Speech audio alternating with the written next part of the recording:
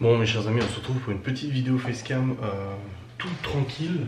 C'est une vidéo en fait, je suis en train de préparer le matériel pour le tournage de demain, le tournage au parc d'attractions et tout ça, et je me suis dit que j'allais vous faire en fait une facecam où je vous montrer un petit peu ce que je prépare comme matériel, tout simplement parce qu'en fait souvent vous me demandez qu'est-ce que j'ai comme appareil, comment ça fonctionne, machin, voilà. Donc je me suis dit bah tiens je vais faire une petite vidéo mais vraiment tranquillou, ça va pas intéresser grand monde je le sais, mais ça intéressera quand même quelques personnes où je vais vous montrer un petit peu avec quel matériel je fonctionne, qu'est-ce que je dois préparer pour mon sac de tournage, parce que c'est en gros un sac de tournage. Et puis voilà, c'est ce que je fais habituellement comme j'ai fait pour aller au lac, là pour aller au parc d'attractions, dimanche pour aller au Vieux Métier à Zanne et tout ça. C'est généralement tout ce matériel là que je prends avec moi. Donc je vais vous mettre sur le bureau et je vais vous présenter ça un peu plus... je sais pas si j'ai la place de le faire comme ça. Non, je crois que j'aurai pas la place. Je vais vous le montrer comme ça je pense. Vaut mieux que je reste debout parce que si je vous mets sur le bureau, il n'y aura pas la distance suffisante. Bref, avant toute chose, le Panasonic GH5 qui est un réflexe, un hybride haut de gamme. Du coup, enlever l'objectif, voilà. Pour vous montrer un peu la bête.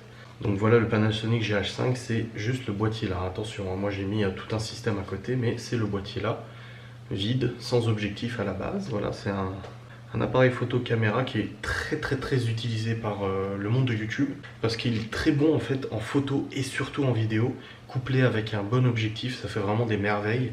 Alors là moi j'ai une bague d'adaptation, parce qu'en fait l'objectif que j'ai monté c'est un objectif qui est en monture Nikon pardon, et du coup j'ai mis une bague d'adaptation Nikon Panasonic, et je fonctionne avec cet objectif là, qui est un objectif Sigma Art 18-35 qui est très utilisé aussi dans le monde de YouTube. C'est un objectif en fait qui va de 18 mm à 35 mm. 18 mm on est sur du grand angle, on commence à être sur du grand angle, généralement c'est plus du 12 mm du grand angle, et 35 mm c'est du format un peu cinéma, si tu veux. Le 35 mm c'est du format qui est pas mal utilisé en cinéma, et c'est en 35 mm que je filme tous les plans des enfants au ralenti, c'est du 35. Donc hop, je le monte sur la bague d'adaptation, voilà il est clipsé, ça pèse son poids, c'est très lourd. Ça, je crois que j'avais pesé, ça faisait 3 kg, je crois, l'appareil plus le reste. J'ai monté dessus une armature small rig, donc tout un système d'armature en acier small rig, pour pouvoir justement rajouter des composants dessus, tu vois. J'ai rajouté une poignée, donc une poignée qui peut se diriger gauche, droite, qui peut... Je la laisse tout le temps comme ça, parce que moi, généralement, j'ai pas besoin. Et j'ai mis une deuxième poignée de l'autre côté pour une bonne tenue quand je filme. Parce qu'il faut savoir que cet objectif-là n'est pas stabilisé. C'est pour ça que souvent vous voyez peut-être dans les tournages des youtubeurs, moi j'en ai un, qui utilise en fait des stabilisateurs, donc c'est des grands bâtons où il y a l'appareil qui est branché dessus, et le bâton en fait tu fais comme ça, et même si tu cours et tout, l'objectif il reste, l'appareil reste en fait toujours stable. Le truc c'est qu'avec cet objectif là je ne peux pas utiliser le stabilisateur parce qu'en fait il n'est pas électronique. Cet objectif, si tu veux, à la base il y a un focus automatique, ça veut dire que quand je vise quelqu'un, l'objectif il va automatiquement focuser pour que ça soit net, mais uniquement sur Nikon. Quand il est adapté sur le Panasonic, il perd ses fonctionnalités automatiques, du coup je dois moi-même gérer à la main mon focus. Après, les aficionados du cinéma, comme mon pote qui bosse dans le cinéma, me diront toujours que rien ne vaut une gestion manuelle du focus. Donc quand vous voyez que je fais des plans avec les enfants en flou, et que du coup le flou il bouge pas, tu vois, par exemple cette caméra elle focus automatiquement, j'ai rien besoin de faire, elle va focuser tout seul sur ma main, tu vois, elle reprend et elle me refocus, bah là en fait c'est moi qui le fais à la main. Donc constamment, tu vois, 2 heures en enquête, pendant 2 heures comme ça à la main tout le temps, c'est une habitude à prendre après. Et du coup oui je disais, l'objectif n'est pas stabilisé, mais le GH5 a une stabilisation 5 axes électronique intégrée qui permet quand même d'éviter que ça soit tout le temps en fait en mode tremblotant. Sur ce Panasonic GH5, j'ai 2 batteries d'origine Panasonic, c'est des batteries qui peuvent filmer pendant 2 heures à peu près, et nous avons 2 slots carte mémoire, une carte mémoire 1, une carte mémoire 2, dont une qui a cramé en enquête l'autre jour. C'est une 64 Go haute capacité, haute rapidité, parce que pour filmer en 60 images par seconde, ce que je fais, moi je filme en 60, vous pouvez filmer en 25, 29, 60, ce que vous voulez. En 60 images par seconde, ça me permet de faire des ralentis de 3 fois, parce qu'il faut savoir que voilà, l'œil humain c'est 24 images par seconde en théorie, mais si vous voulez faire des ralentis dans vos vidéos, il faut obligatoirement filmer en fait à une vitesse d'image plus importante que l'œil humain. Si vous filmez en 25 images par seconde que vous ralentissez 2 fois, en gros il va manquer une image à chaque fois, donc votre vidéo va être saccadée.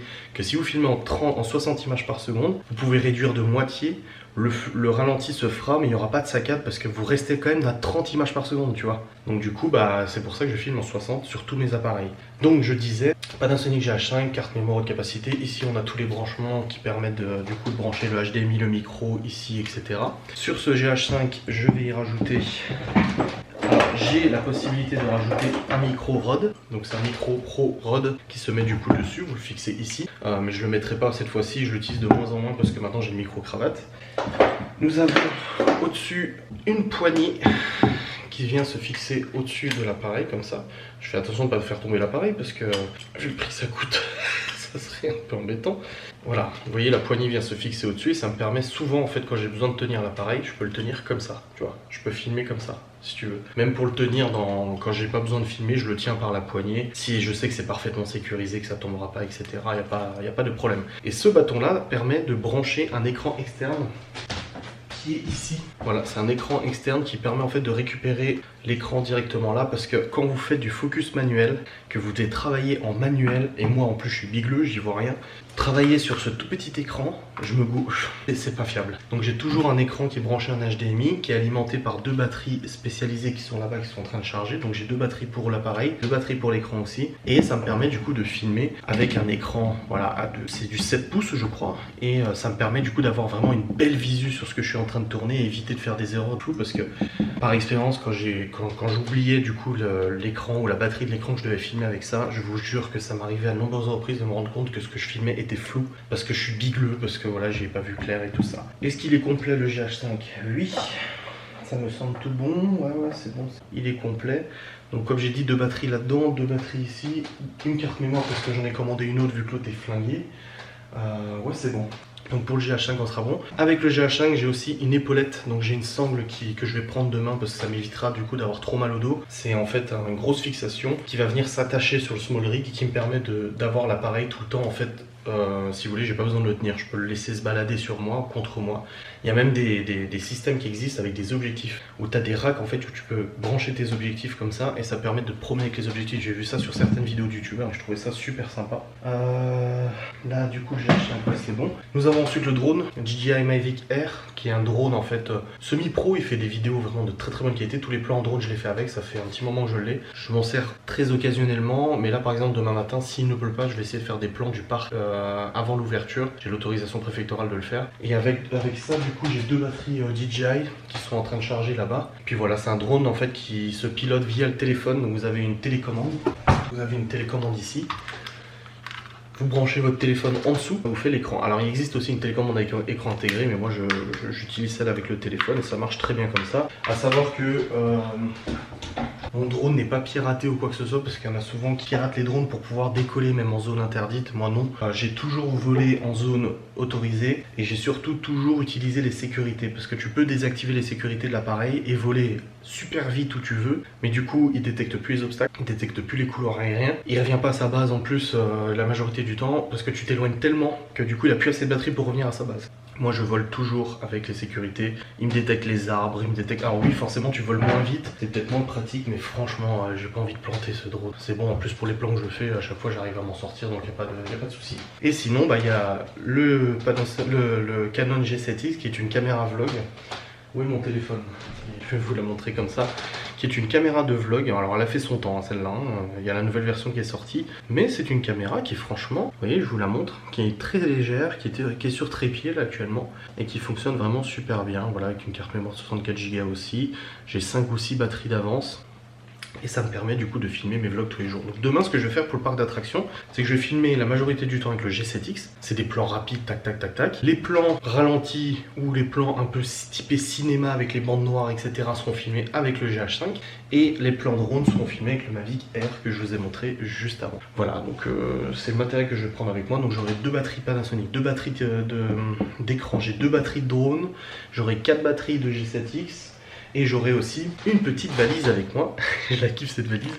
C'est une toute petite valise en fait qui vous permet de ranger vos petites cartes mémoire. Vous avez des petits emplacements et ça vous permet de ranger vos petites cartes mémoire. Alors j'ai une carte de 32 Go, là j'ai 32 Go, là j'ai 32 Go encore et là j'ai 32 Go aussi, mais en haute capacité, parce qu'encore une fois le drone peut filmer, comme le GH5 peut filmer jusqu'à 120 images par seconde. Ça permet de faire des ralentis, vraiment tu vois la goutte d'eau tomber sans saccade, sans rien, mais pour ça il faut des cartes mémoire haute capacité et surtout des enregistrements rapides. Ces cartes mémoire généralement, vous le voyez ici en fait, elle est dorée, voilà. La carte mémoire elle est dorée, contrairement à une carte mémoire standard qui elle sera comme ça, voilà tu vois. Et du coup les cartes mémoire dorées, c'est des cartes mémoire à haute capacité, haute rapidité et tout. deux cartes différentes. Là j'ai une carte mémoire, bon c'est une 16 Go mais standard. Voilà, c'est une carte mémoire catégorie 80 mégabits par seconde SDHC classe 10. Et j'ai celle-là qui est 150 mégabits par seconde. J'ai quasiment ouais, 2 fois plus au niveau rapidité d'écriture. Je suis à 150 et elle est morte. Elle est morte mais je suis à 150 et celle-là je suis à 80. Avec celle-là c'est impossible de filmer en 120 images par seconde. Avec celle-là c'est possible, voilà. C'est toutes les subtilités qu'il faut savoir un petit peu voilà, dans le montage et tout ça. Après moi, attention, je ne suis pas un pro du pro. Je vous dis ces choses-là, c'est ce que moi je sais, ce que j'aime faire, etc.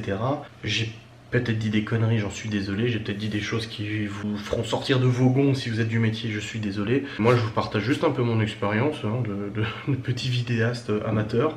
Et puis voilà, donc voilà, j'espère que cette vidéo vous a plu. C'était vraiment une petite présentation du matériel que je vais utiliser pour demain, pour le tournage. Et puis, bah, après, niveau tarif, le drone, 800 et quelques euros. Et là on a le GH5, on est à 1900 € le boîtier, 900 € d'objectif et le couple small rig, poignée etc. on a pour 350 balles, 400, 200 € d'écran. Et puis les batteries, ça chiffre très vite, les batteries c'est 60 balles la batterie de Panasonic je crois. Et les cartes mémoire pareil, 60 balles la carte mémoire etc. Donc ouais ça chiffre, c'est quelque chose qui chiffre assez vite. Et là je ne l'ai pas sorti, ça sert à rien parce que je m'en sers pas vu que l'objectif n'est pas électronique. Mais le stabilisateur en fait lui il est à coût de 800 balles. Idéalement il faudrait que j'achète un objectif Panasonic qui irait sur la monte du GH5, qui serait un objectif électronique, c'est-à-dire qu'avec un focus automatique, focuserait automatiquement. Comme ça je le mets sur le stabilisateur et quand j'ai besoin de faire des plans des bagnoles par exemple, je le vois moi au niveau du montage. C'est vrai que quand je fais des plans à main levée comme ça, même s'il est stabilisé, on voit les vibrations des fois, on voit que je tremble, on voit que c'est pas parfaitement lisse etc. Et ben ça pourrait être corrigé avec un stabilisateur. Par exemple si là demain je m'amuse à courir après un enfant, je le cours après, impossible, ça sera dégueulasse au niveau de l'image. Tandis que c'est un stabilisateur, ça sera pas dégueulasse. Et le focus auto fera en sorte que ça focusera constamment en fait sur l'enfant ou sur ce que tu veux filmer. J'espère que cette vidéo vous a plu. Bah voilà, je vais aller la monter, je vais vous la rendre et je vais vous l'envoyer sur YouTube. Je vous dis, je vous fais des bisous et puis je vous dis à très vite.